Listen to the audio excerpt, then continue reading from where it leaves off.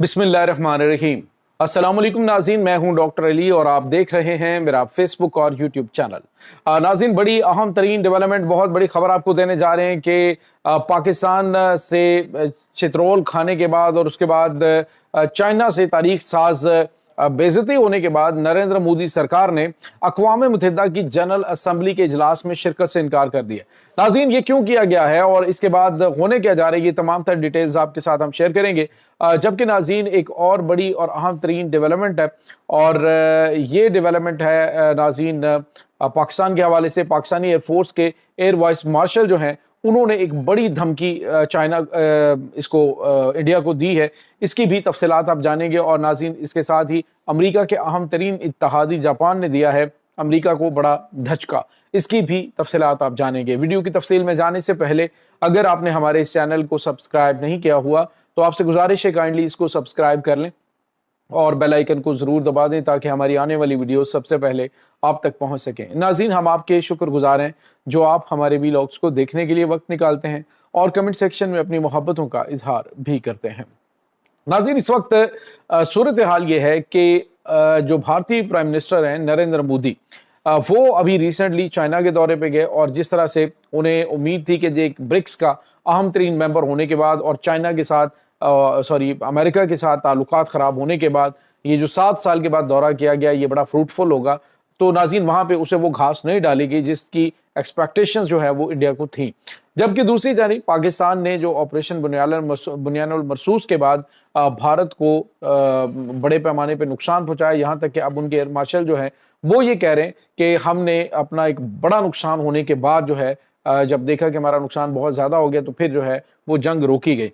अब नरेंद्र मोदी जो है वो इसलिए भी अमरीकी सदर का सामना नहीं करना चाह रहे क्योंकि अमेरिकन प्रेसिडेंट जो है वो बार बार मोदी को रियलाइज करवा चुके हैं कि जो जंग मेरे कहने पे रुकी है उसका क्रेडिट क्यों नहीं दे रहे। और मुतअद्दद मरतबा नाज़रीन तकरीबन 30 से 35 मरतबा अमरीकी सदर की जानिब से इस चीज़ की तकरार की गई है कि मैंने पाकिस्तान और इंडिया के दरमियान एक बड़ी जंग जो है न्यूक्लियर वार को मैंने रोका है। और उसके बाद नाज़रीन अब जो नरेंद्र मोदी है उन्होंने कहा जी कि वो 23 से लेकर 28 सितंबर तक होने वाली जो अक़वाम मुत्तहिदा की जनरल असम्बली का इजलास है जिसके अंदर उनकी स्पीच जो है वो भी तय थी तो उसको उन्होंने पोस्टपोन कर दिया। उन्होंने कहा जी कि अब हम इसमें शिरकत नहीं करेंगे। उसकी वजह ये बताई जा रही है कि हम अमेरिका को जवाब देना चाहते हैं।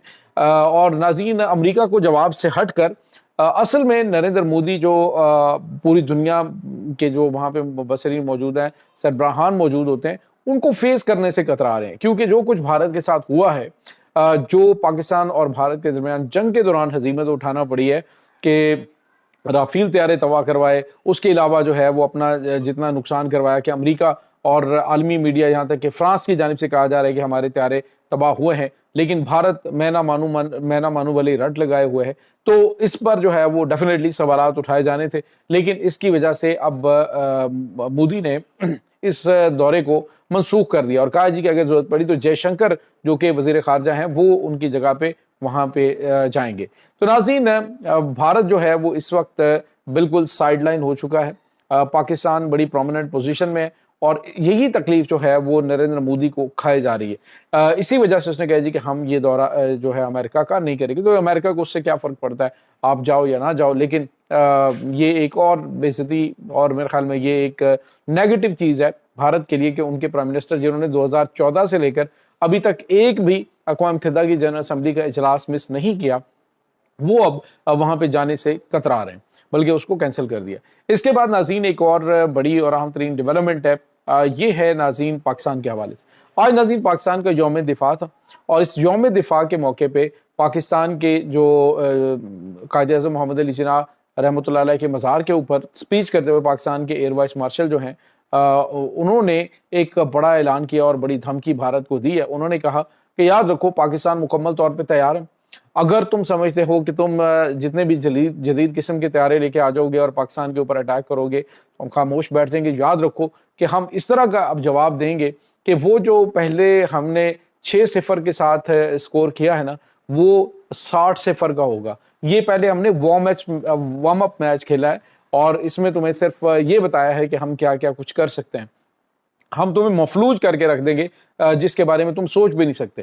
تو ناظرین، پاکستان نے واضح دھمکی بھارت کو دی ہے، کیونکہ بھارت پر تول رہا تھا کہ ایک فالس فلیگ آپریشن، جس کے بارے میں نے آپ کو بتایا تھا کہ ممبئی کے حوالے سے انہوں نے کہا جی کہ ہمیں ایک ٹریفک پولیس کو واٹس ایپ میسج موصول ہوتا ہے جی کہ اتنے لوگ جو ہیں وہ گھس چکے ہیں، جس میں لشکر اسلامی نام کی تنظیم ہے، اور اس کے ذریعے جناب 34 جو ہیں وہ خودکش بمبار ہیں، باقی حملہ آور کتنے ہیں، 400 کلو گرام جو ہے دھماکہ خیز مواد ہے، تو وہ آئے گا تو ممبئی میں جگہ جگہ پہ دھماکے ہوں گے۔ پھر بعد میں ابھی بہار کے جو بہار کا ہے ایک شخص، اس کو گرفتار بھی کیا گیا، کہا جی اس نے واٹس ایپ میسج کیا گیا، تحقیقات کی جا رہی ہیں کہ اس کا تعلق جو ہے وہ کن کے ساتھ ہے، اور اس بندے نے کہا جی کہ یہ پاکستان سے تعلق رکھنے والی تنظیم ہے۔ تو یہ ایک فاسٹ فلیگ آپریشن پلان کیا جا رہا ہے۔ تو پاکستان نے بھی سخت میسج دے دیا کہ یاد رکھو، جتنے مرضی فاسٹ فلیگ آپریشن کرو، لیکن اگر پاکستان کی طرف بری نظر سے دیکھا تو پاکستان تمہیں اس طرح سے سرپرائز کرے گا جس کے بارے میں تم سوچ بھی نہیں سکتے۔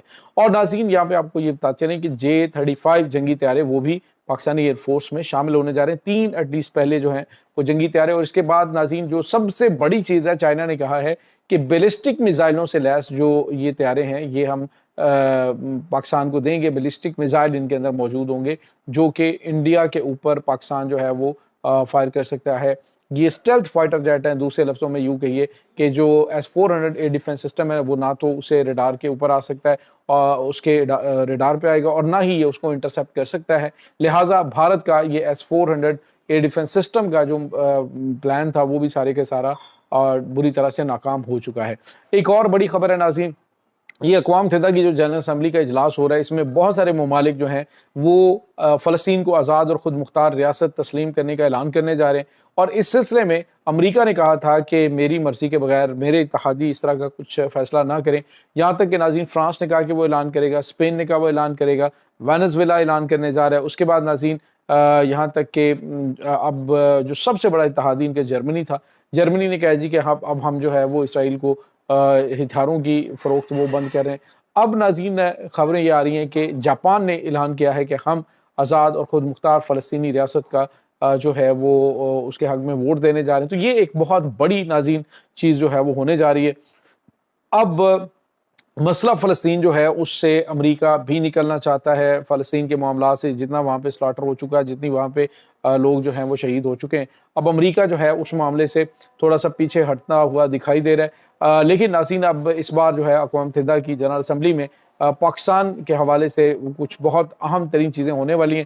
پاکستان کچھ بڑے اعلانات کر سکتا ہے، اور اس کے علاوہ امریکہ کی جانب سے کچھ غیر معمولی چیزیں جو ہیں وہ اس اجلاس میں کی جائیں گی، جس میں بشمول بھارت کے اور دیگر جو ممالک ان کے اس پول سے نکلے ہیں ان کے لیے ایک بڑی اور خطرناک چیزیں ہونے جا رہی ہیں۔ ناظرین، اس تمام صورتحال کے بارے میں آپ کا کیا کہنا ہے؟ کمنٹ سیکشن میں اپنے خیالات کا اظہار ضرور کیجیے گا۔ انشاءاللہ بہت جلد ملتے ہیں ایک نئی ویڈیو میں، تب تک کے لیے اپنا بہت سارا خیال رکھیے گا۔ اللہ حافظ۔